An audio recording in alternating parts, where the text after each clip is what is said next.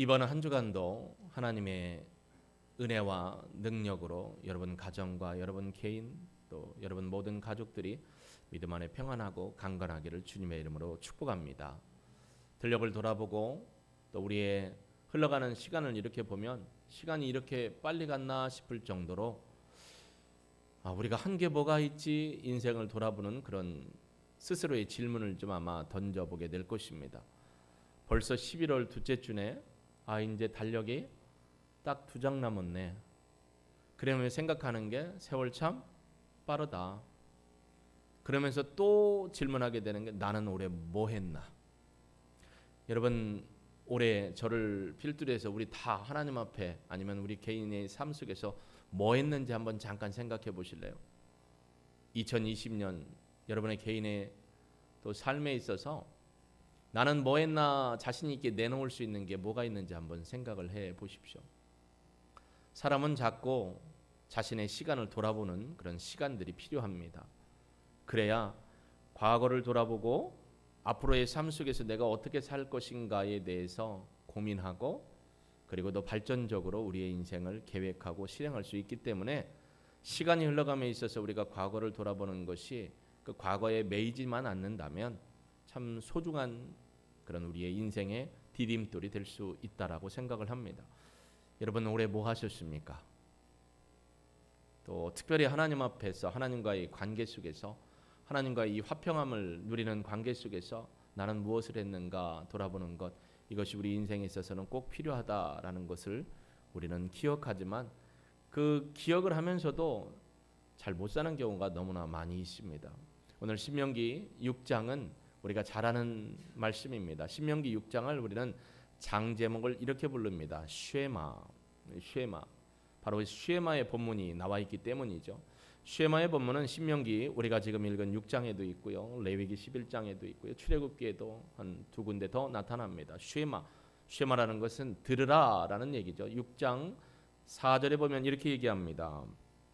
이스라엘아 들으라 쉐마 이스라엘이라고 얘기하고 있는 거죠. 그래서 이 6장을 보면 1장 1절부터 3절까지가 인트로 부분이에요. 도입 부분이죠. 내가 너희에게 명령과 규례와 법도를 주는데 모세야 이걸 백성들에게 내려가서 전파해라. 너희들이 이 명령과 규례와 법도를 내가 너희에게 주는 건 너희가 하나님을 경외하도록 함이고 너희가 하나님이 주신 약속한 번성의 복을 누리도록 하고 장수하게 하기 위한 것이다 라고 이 얘기를 합니다. 그리고 4절부터 9절까지가 쉐마 본문이에요. 4절부터 9절까지가 쉐마 중에 가장 중요한 게 뭐냐면 바로 5절에 있는 너는 마음을 다하고 우리 지금 개역개정에는 뜻을 다하고 힘을 다하여 오직 유일하신 하나님 내 하나님 여호와를 사랑하라라고 돼 있어요. 옛 개역 성경은 마음을 다하고 성품을 다하여라고 표현을 하고 있죠. 그래서 4절부터 9절까지가 쉐마의 본문이고요. 10절부터 19절까지는 너희들이 하나님이 약속하신 가나안 땅에 들어가면 그곳에서 하나님을 잊지 말아라. 일부 예배 때 기도하신 분이 하나님 모든 것이 하나님의 은혜입니다 라고 고백을 하셨는데 제 몸에 전율이 왔어요. 은혜 아니면 살아갈 수가 없고 라는 찬양이 있죠. 그 찬양이 막 제 마음 가운데 떠올랐어요. 은혜 아니면 살 수 없어요. 그러니까 너희들 가나안 땅에 들어가거든 약속의 땅 너희 조상들 아브라함과 이삭과 야곱과 요셉이 그 조상들에게 내가 약속했던 그 땅으로 인도하면 너희들 그 땅에 가서 나를 잊지 마라. 내 은혜를 기억해라. 그리고 주변에 둘러보는 그 신들에게 너희들의 마음을 뺏기지 말고 그들의 말을 따라가지 말라라고 각인시키며 주의를 주는 게 10절부터 19절까지의 말씀입니다. 그리고 20절부터 25절까지는 너희들의 가정에서 자녀들에게 자손들에게 하나님의 말씀으로 그들을 양육하고 교육해야 한다라는 것을 깨우치는 본문이 바로 전체적인 내용 중에 하나인 것이죠. 그래서 신명기 6장을 쉐마라고 합니다. 한번 같이 한번 발음해 볼까요? 쉐마. 쉐마라는 것 듣다, 들으라라는 거죠. 근데 이 쉐마라는 말을 듣는 걸로만 해석하면 안 돼요, 여러분. 쉐마는 듣고 오늘 본문에 있는 것처럼 마음에 새긴다라는 거예요. 그리고 새기고 손목에 이마에 기록하고 갖고 다니라는 거예요. 그건 뭐냐면 삶으로 드러낸다라는 거예요. 그러니까 듣고 새기고 삶으로 살아가는 것이 쉐마예요. 오늘날로 따지면 묵상이라는 단어가 메디테이션인데 이 메디테이션은 머리와 마음으로 생각만 하는 게 아니에요. 하나님이 주신 말씀의 뜻을 기억하고 묵상하고 하면서 생각하고 마음에 결단하고 그걸 삶으로 드러내는 것까지가 묵상입니다. 그러니까 쉐마라는 말과 묵상이라는 말이 동일한 의미로 우리에게 주어진 것이죠. 자, 본문에 보면 이 이스라엘 백성들에게 하나님이 모세를 통해서 뭘 주시냐면 1절에 명령과 규례와 법도를 줍니다. 이 명령은 여성형 단수명사입니다. 그런데 뒤에 있는 규례와 법도는 남성형 복수명사입니다. 그러니까 명령은 총론적인 얘기예요. 명령은 총론적인 얘기. 그리고 그 총론에 대해서 법규와 규례는 강론이에요. 예를 들면 우리도 나라에 헌법이 있고 헌법 밑에 각 법령과 규칙과 조례들이 있잖아요. 그것처럼 명령은 하나님이 하나로 주신 거예요. 그게 쉐마의 본문입니다. 마음을 다하고 성품을 다하고 뜻을 다하여 하나님을 사랑하고 섬기는 것. 그러면 그것을 위해서 어떻게 해야 되느냐? 각각의 강론들이 규례와 법규들로 설명해 놓고 있는 것이죠. 그러면 왜 이것을 줬느냐? 하나님을 경외하게 하기 위함이다라고 오늘 2절에 나옵니다. 내 하나님 여호와를 평생도록 경외하여서 너희가 너희의 날을 장구하게 하도록 하기 위해서 하나님이 이 명령과 규례와 법도를 주셨다라고 우리에게 깨우쳐 줍니다. 그러면서 이 명령과 규례와 법도를 어떻게 취급하면 살아가야 될 것인가가 4절에서 9절에 나와 있죠. 4절에 보시면 이스라엘아 들으라 우리 하나님 여호와는 오직 유일한 여호와시다. 한 분이시고 유일하신 전능자여 창조자여 지존자이시다. 하나님의 정체성에 대해서 이야기를 합니다. 그리고 5절에 이렇게 명령을 하십니다. 너는 마음을 다하고 뜻, 성품을 다하고 그 다음에 힘을 다하여 누구를 섬기라고요? 너의 하나님 여호와를 사랑하라 라고 되어 있습니다. 이 마음을 다하고 뜻을 다하고 힘을 다하여를 히브리어 원문대로 하면 최선의 마음으로 최선의 영으로 최선의 그 다음에 힘을 다하여 행동으로 라는 의미예요. 이 마음이라는 이 히브리어 단어는 레바브입니다. 레바브라는 건 지정의가 있는 곳. 우리 인간의 지정의가 있는 곳이 가장 중심되는 걸 레바브. 그 레바브 안에 어떻게 하라고요? 최선의 것으로서 하나님을 어떻게 하라고요? 사랑하라는 거예요. 그러니까 지정의 우리의 모든 전인격의 중심으로서 최선의 마음으로서 하나님을 사랑하라는 거예요. 두 번째 뜻이라는 단어로 되어 있는데 원래 이 뜻이라는 단어의 히브리어 원어는 네페시입니다. 네페시는 영이에요. 영. 그러니까 너희 안에 있는 영, 하나님이 주신 영을 다하여서 온 영으로 전 영으로 하나님을 사랑하라는 거예요. 그리고 그 뒤에 있는 힘을 다하여라는 것은 히브리어로 메오드입니다. 메오드라는 것은 행동하는, 역동하는, 움직이는 활동력이에요. 그러니까 힘을 다한다는 것은 삶으로 행동하여 실천하는 모습으로 하나님을 사랑하라는 거예요. 정리하면 우리의 전인격이, 우리의 양심과 전인격이, 그리고 우리의 영이, 그리고 우리의 온 몸과 행동이 하나님을 사랑하는 것으로 나타내야 된다는 거예요. 그러니까 명령과 규례와 법도를 마음에도 새기고 우리의 전인격이 그것을 따르고 행동으로 옮겨야 된다라는 거지. 그게 진짜 하나님을 사랑한다라는 겁니다. 이 말씀에 비추어서 저를 보니까 내가 정말로 전인격으로 온 지정의를 다해서 온 영을 다해서 온 활동으로 살아있는 활동으로 하나님을 사랑하는 삶을 살았는가. 다시 한번 우리 여러분 이 11월 둘째 주 8일까지 1월 1일부터 살아온 인생을 한번 이 말씀에 비추어 돌아보세요. 빨리 테이프를 감아보세요. 자, 어떻게 감을까요? 띠리리리리리 1월 1일부터 해서 정말 전 마음을 다하여 최선의 마음으로 최선의 영으로 최선의 힘을 다하여 하나님을 사랑하고 말씀대로 순종했는가 우리 자신이 돌아봐야 합니다.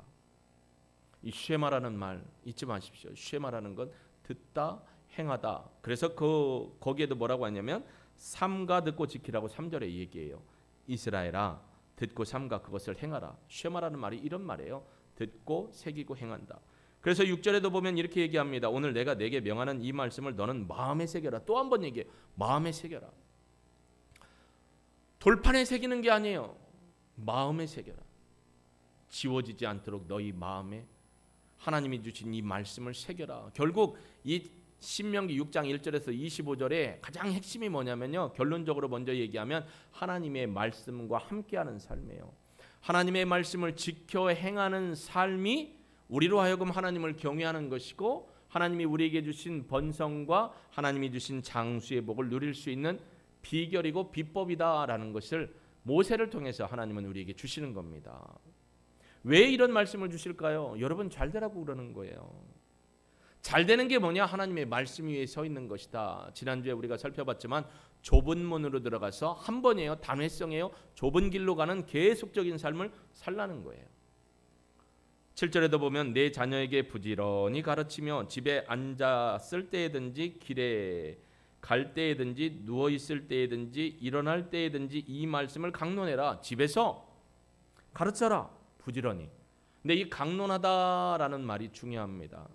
이 강론하다라는 말의 의미는 뭐냐면 부모가 삶의 자리에서 매 순간 대화할 때 대화 속에서 하나님의 말씀을 가르치고 일러주고 말해주고 깨우치는 거예요. 자, 얘들아 모여. 여러분 우리 가족을 얘기하면 여보 아이들과 다 모이세요. 자, 지금부터 내가 하나님의 말씀을 깨우칠게요가 아니에요. 설거지를 하면서 밥을 먹으면서 집안에서 어떤 일을 하면서 아들과 아버지가 함께 일할 때 아버지가 하나님은 말이다. 내일 모레 시험을 보는 자녀를 두고서 함께 얘기하면서 두려워하지 마. 하나님은 두려워하지 말고 겁내지 말라고 얘기해서 하나님이 능하신 오른팔로 너를 붙들어준대. 두려워하지 마. 하나님이 도우실 거야. 질병과 아픔 가운데 있는 자에게도 하나님의 말씀으로써 우리가 믿음으로 기도하면 치료받는다고 했으니 하나님이 너를 지켜줄 거야. 이런 말씀으로 자꾸 대화를 하고 깨우쳐주라는 거예요. 특별한 시간을 만들어서 깨우치는 시간이 아닙니다. 삶의 자리에서. 그러니까 뭐라고 해요? 누워있든지 앉아있든지 일어서든지 길을 갈 때든지 항상 삶의 자리에서 대화하면서 말씀으로 깨우치라는 거예요. 그러면 말씀으로 삶의 자리에서 자녀들과 대화를 하고 부부간 대화를 하고 말씀을 기억하며 얘기를 하려면 뭐가 전제되어야 되죠? 예? 예. 크게 얘기해 보세요. 뭐가 전제되어야 돼요? 대화를 하면서 자녀들을 양육하면서 자녀들과 밥 먹으면서 얘기를 하면서 일을 하면서 말씀으로 가르치려면 전제 조건이 뭐예요? 부모가 말씀을 알아야죠.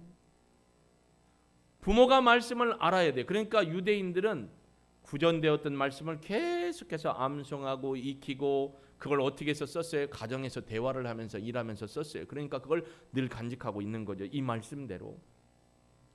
그러니까 그 말씀을 삶으로 얘기하는 거예요. 말로만 얘기하는 게 아니에요. 말을 하면서 부모가 그렇게 살아가는 삶으로 자녀들을 가르치는 이 신앙. 결국 뭐예요? 하나님의 말씀으로라는 거죠. 하나님의 말씀이 없으면 쉐마의 의미가 없다라는 겁니다. 그리고 8절에 이걸 강조하면서 뭐라고 하냐? 너는 내 손목에다 말씀을 매라. 기호를 삼아라. 그리고 너 이마에 미간에 붙여라. 요 미간. 미간이 뭐예요? 눈썹과 눈썹이 만나는 요 부분.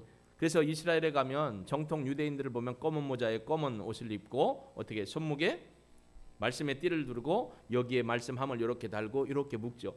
그걸 제가 성지순례 가서 2번이나 갔을 때 살려고 했는데 파는 데가 없고 웬만한 외국인들한테는 팔지도 않아요. 근데 그 사람들은 뭐예요? 늘 기억하고 있다는 거예요. 이마, 미간, 마음으로 정신으로. 손에 감은 건 뭐예요? 행동으로 그렇게 하겠다는 거예요. 근데 이게 정말로 하나님의 말씀에 원래 주어진 대로 그렇게 하는 게 아니고 퇴색을 해서 어떻게 되는 거예요? 하나의 장식품이 됐어요. 나는 유대인이야. 나는 정통 유대인이야. 봐, 나는 이마에 이거 붙이고 다녀. 말씀 손목에도 이거 메고 다녀. 그런데 그 말씀대로 살지를 못해요. 마치 이거하고 똑같아요. 여러분 자동차를 샀어요. 나는 크리스찬이야. 그래서 자동차 앞에 백밀러죠? 백밀러 옆에다가 이렇게 뭘 달아요? 십자가도 달고 물고기, 붕어빵 비슷한 물고기도 걸고 또 자동차 뒤에 후미에다가 잘 보이게 자동차 이름 옆에 뭐 붙여요? 물고기 붙이기도 하고 또 심지어 나는 하나님하고 더 가깝고 예수 믿는 사람에서 목에다 뭘 걸어요?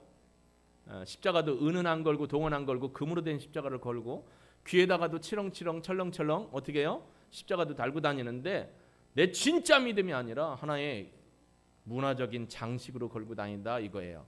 그건 의미가 없어요. 하나님의 말씀을 진짜 지켜 행한다라는 소중함으로 십자가를 달든 목걸이를 하든 익투스 물고기를 걸고 다니든 해야 되는데 그건 다 사라지고 하나의 문화가 돼버린 거예요. 그걸 하나님이 삼가라라고 우리에게 깨우쳐 주는 겁니다. 그러면서도 또 9절에 뭐라고 하냐면 너는 집 문설주와 바깥문에 기록해라. 집 문설주는 출입구 현관문, 문 기둥. 그리고 바깥문은 뭐냐면요, 동네 어귀에 있는, 동네를 출입할 때 어귀에 있는 큰 문 같은 거, 출입하는 수 있는 유일한 통로인 그 동네 어귀에 있는 곳에도 이걸 붙여놓으라는 거예요. 그러니까 외국에 갔다 오든지 다른 지방에 갔다 오든지 성바깥을 갔다 오든지 동네 밖을 오고 가고 할 때 들어올 때 딱 보는 거예요. 아, 하나님의 쉐마의 말씀, 명령의 말씀, 마음을 다하고 영을 다하고 힘을 다하여서, 역동적인 힘을 다해서 하나님을 섬기라는 이 말씀을 보면서 하나님의 말씀을 기억하고 말씀대로 살려고 힘썼던 것이죠. 그런데 10절부터 19절에 보면 너희들 내가 너희에게 약속한 가나안 땅에 들어가면 너희들이 차지하지 아니한, 너희들이 파지 아니한, 너희들이 심지 아니한, 너희들이 짓지 아니한 네 가지를 얘기해요. 10절 11절 보실까요? 내 하나님 여호와께서 내 조상 아브라함과 이삭과 야곱을 향하여 내게 주리라 맹세하신 땅으로 너를 들어가게 하시고, 내가, 잘 보세요, 건축하지 아니한 크고 아름다운 성읍을, 내가 채우지 아니한 아름다운 물건이 또 가득한 집을 얻게 하고, 내가 파지 아니한 우물을, 그리고 내가 심지 아니한 포도원과 감람나무를 차지하게 하겠다. 이거. 여러분, 가나안 땅에 들어갈 때요, 이스라엘 백성은 혈혈단신, 뭐 집을 갖고 갔어요. 요즘처럼 뭐 차박한다고 뭐죠? 끌고 다니는 거, 카라반을 끌고 갔어요. 뭘 끌고 갔어요? 아무것도 없어요. 근데 거기에 너희들이 짓지 아니한 집, 너희들이 심지 아니한 포도나무와 감람나무의 열매, 너희들이 채우지 않은 곳간에 하나님이 풍성한 열매를, 또 뭐라고 했어요? 너희들이 하나님 앞에서 짓지 아니한 그 집도 하나님이 다 주시겠다는 거예요.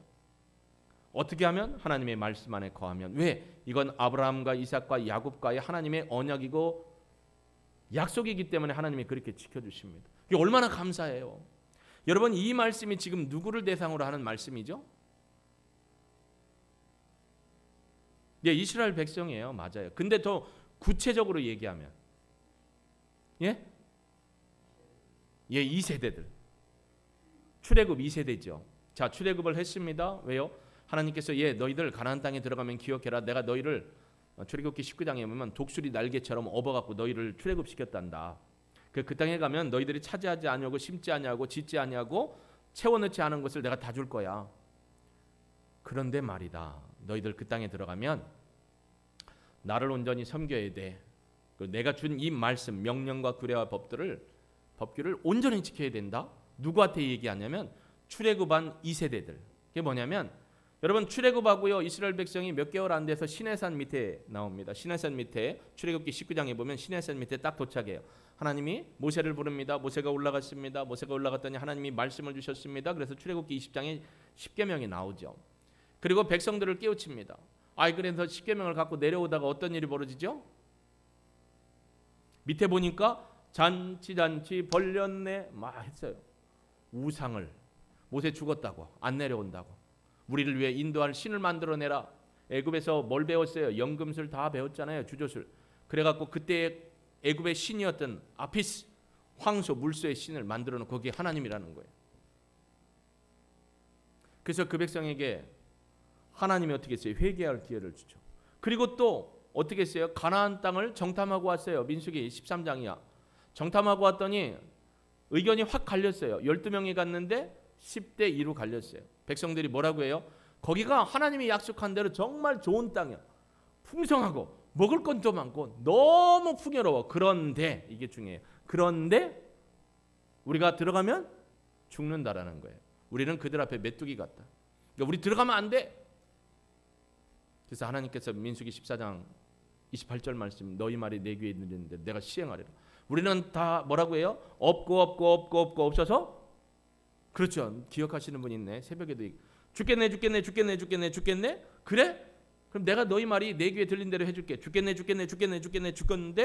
광야 40년 동안에 그 죽겠네 대상들이 다 죽을 때까지 하나님이 기다려요. 광야 40년. 바울은 이 광야 40년을 누가를 통해서 뭐라고 얘기해요? 광야 교회였다라고 해요. 여러분, 교회는 완성된 사람이 온 게 아니에요. 죄송하지만 저를 비롯해서 우리 모두는 다 성화되어 가고 있는 사람이에요. 사람 보고 실족한다는 얘기가 당연한 거예요. 완성자가 없는데. 저도 그렇고. 광야 40년 동안 하나님이 그럼 이스라엘 백성을 뭐 하셨어요? 물론 눈으로 보면 40년 동안 부정적이고 하나님 앞에 믿지 못했던 사람들 다 죽을 때까지 기다렸지만 애굽에서 430년 동안이나 찌들었던 우상에 대한, 이방에 대한, 하나님 없이 살았던 그들의 사상과 그들의 정신과 그들의 영과 그들의 삶의 모든 찌든 때를 다 어떻게 해요? 광야에서 빼신 거예요. 40년 교회 광야 훈련을 통해서.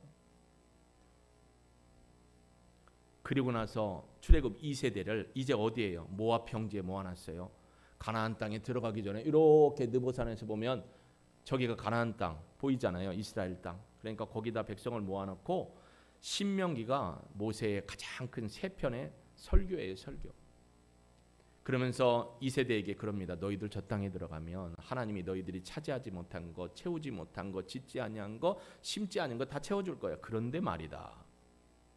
들어가면 그들의 신에게 눈 돌리지 마. 그들처럼 그들의 신을 따라가지 마라고 경고합니다. 그렇지 않으면 내 은혜를 잊고 망각하면 여러분 복이 화가 되는 거예요. 그게 신명기 28장이죠.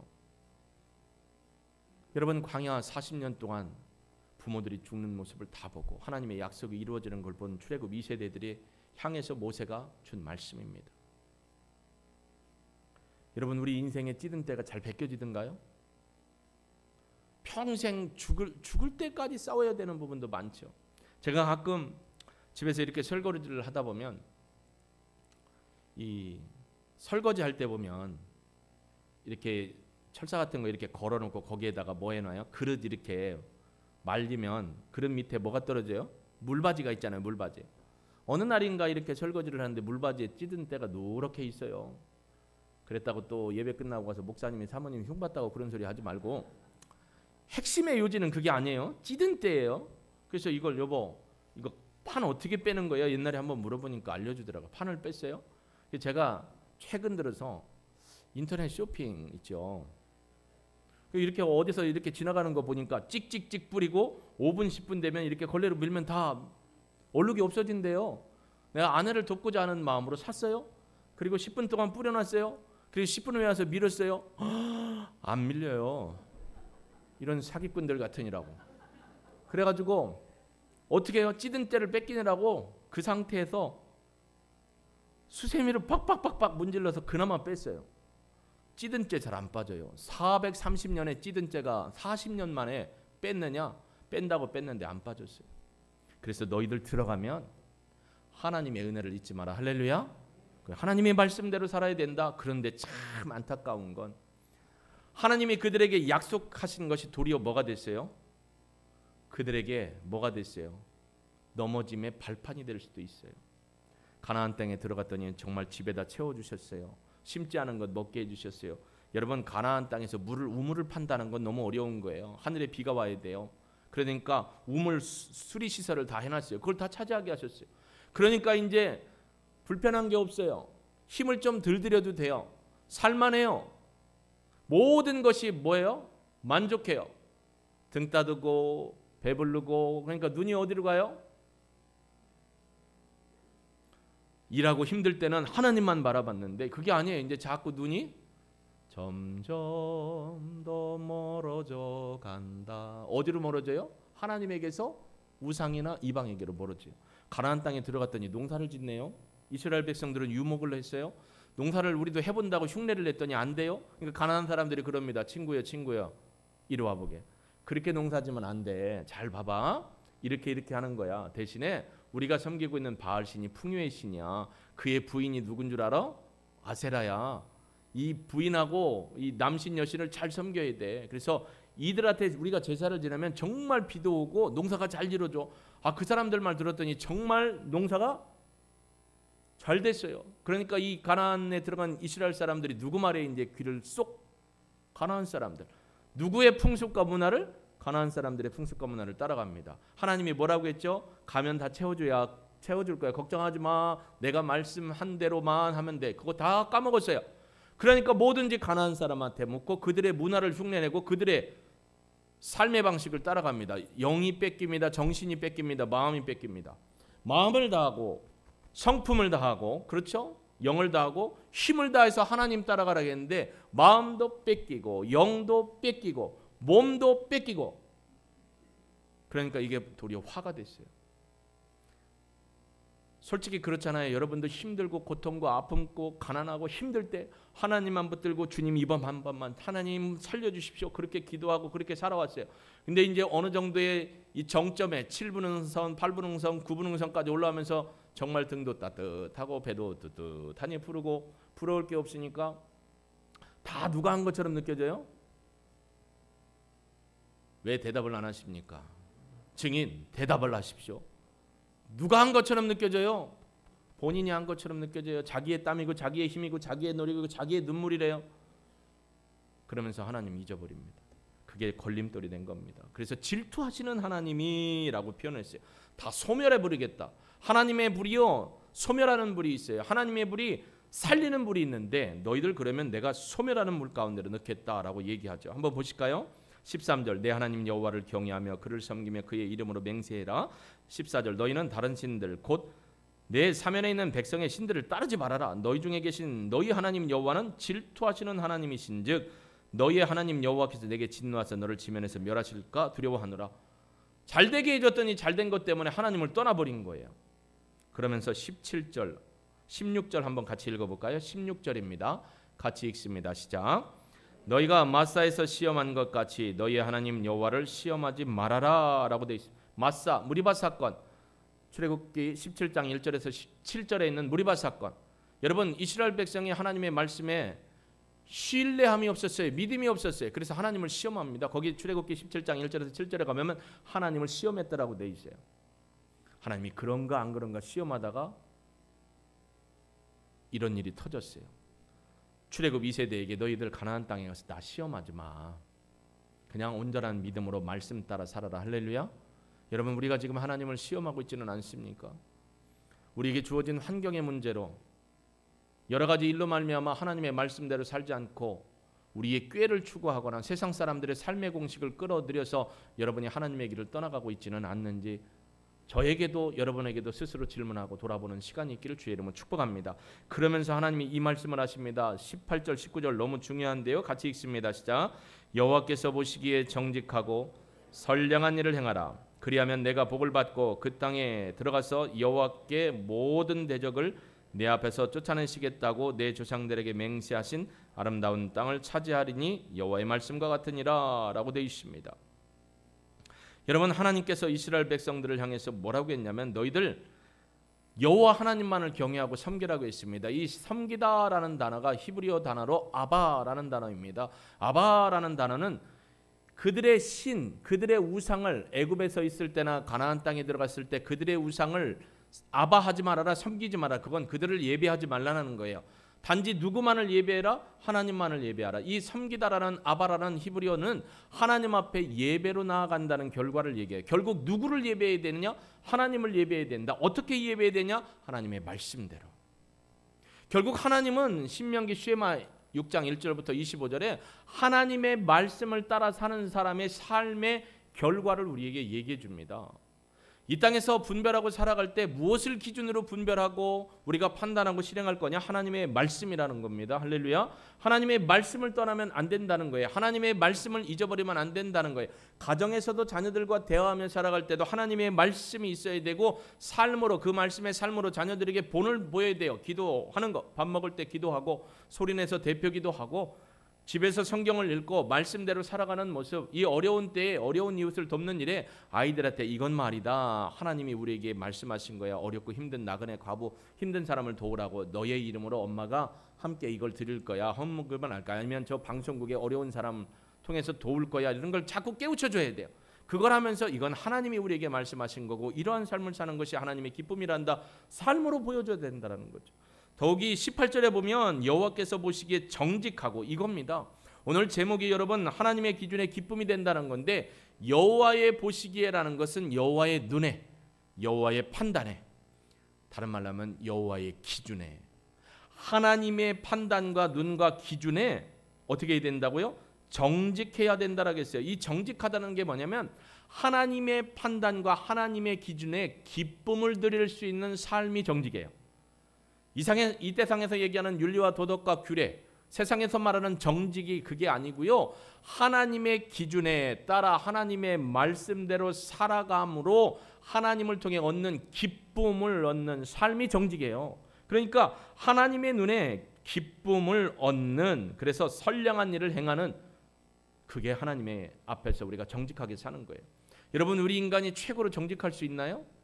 우리는 기본적으로 죄성이 들어있어요. 인간은 정직할 수가 없어요. 마지막 절에도 보면 우리의 의로움이 된다는 것도 하나님의 말씀대로 살아야 우리의 의로움이 드러나지, 우리가 의롭게 뭔가를 했다고 의인이 되는 게 아니고 의로움이 되는 게 아니라는 거예요. 하나님의 말씀대로 살고 하나님의 말씀을 준행하고 하나님의 말씀을 20절에서 25절에 있는 것, 자녀들에게 자손들에게 깨우치고 가르치고 훈련하고 삶으로 보여주는 삶이 있을 때 그게 하나님 눈에 기쁨이 된다는 거고, 그게 하나님 앞에 우리의 정직한 삶이 된다는 거예요.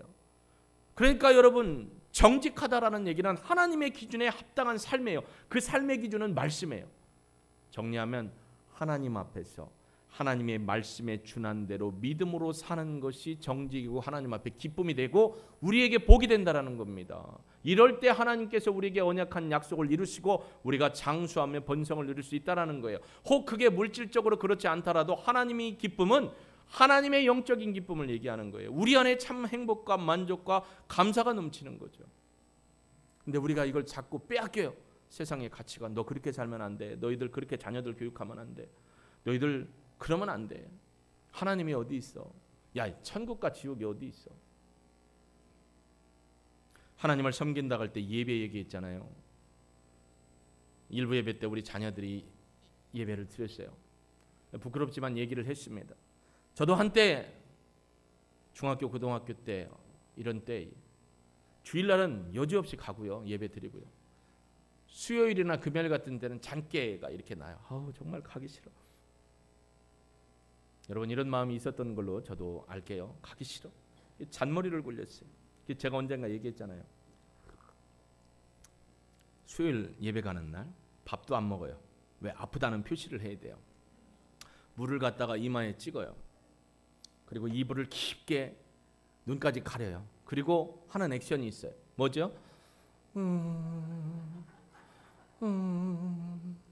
어머니가 예배 드릴 시간 됐다 가자 딱 왔는데 헌철아 가자 일어나. 밖에 나가서 하는 소리, 여보 헌철이가 자네 아픈가 봐 끙끙거려. 그럼 아버지가 또 들어오십니다. 이불을 이렇게 보면서 야 예배 드리러 가자. 안 떼. 눈 절대 안 떠요.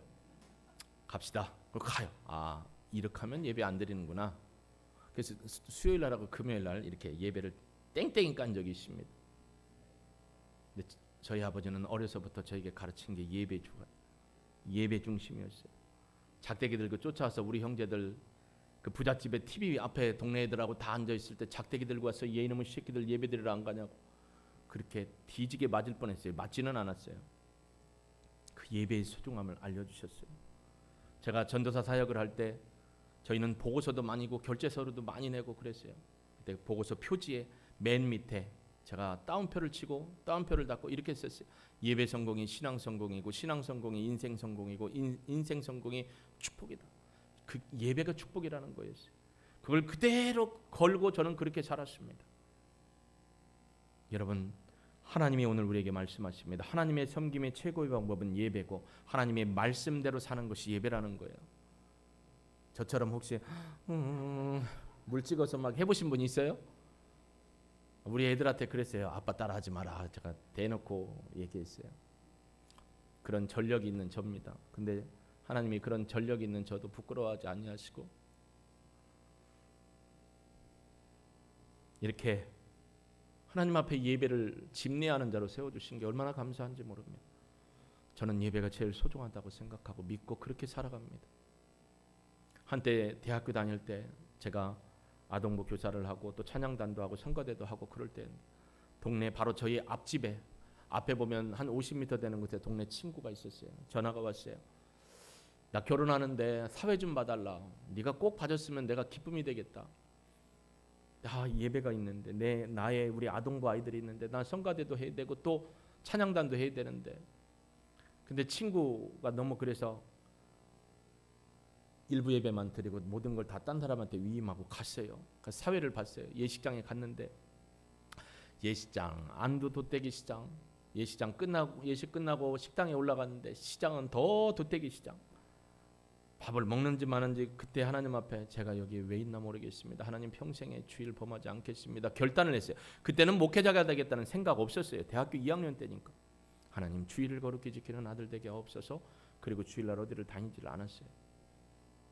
하나님이 어쩌면 그 마음을 저희 아버지가 어려서부터 가르쳤던 어머니가 기도했던 그 말씀으로 저를 세우기 위한 방법이 아니었나 생각합니다. 여러분 하나님의 말씀대로 사는 것이 정직이고 하나님의 말씀 앞에 믿음대로 살아가는 것이 하나님의 기쁨입니다. 자녀를 양육할 때도 내가 말씀을 알아야 자녀에게 깨우치고 삶으로 가르칠 수 있습니다. 정말 자녀들이 복된 건요 신앙생활 잘하는 게 복된 거예요. 여러분이 정말 그렇게 자랑하는 것 세상에 출세하고 승진하고 부자되고 강남에 몇 평 아파트를 갖고 있는 것 여러분 죄송하지만 다 놓고 갈 거예요. 여러분이 예배의 신앙만 하나님 앞에 가지고 갑니다. 자녀들한테 뭘 가르치시겠습니까? 자녀된 분은 무엇을 배우겠습니까? 부모님 앞에. 저는 아버지 어머니가 물려준 거 예배입니다. 예배의 신앙입니다. 그래서 자신 있게 얘기할 수 있습니다. 제 부끄러운 과거도 얘기하지 않습니까? 그러나 온전한 예배드림. 사실 이 자리에는 여러분의 자녀들이 함께 예배드리기 위해서 눈물로 기도하는 분이 참 많이 계십니다.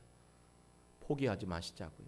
하나님 앞에 그들을 올려드리고 지금부터라도 하나님의 뜻대로 믿음대로 하나님 앞에 기쁨을 누릴 수 있는 그 소망함을 가지고 기도하는 우리 모두가 되기를 주의 이름으로 축복합니다. 말씀대로 살고 말씀에 근거하여 하나님을 섬기는 예배의 삶을 사는 것이 우리에게 하나님이 주시는 소망이고 비전이고 목적입니다. 하나님의 영광을 위해서 오늘도 한 주간도 승리하기를 주의 이름으로 축복합니다. 하나님 감사합니다.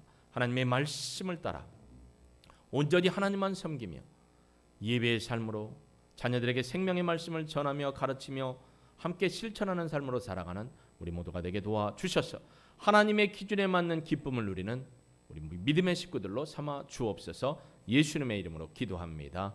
아멘.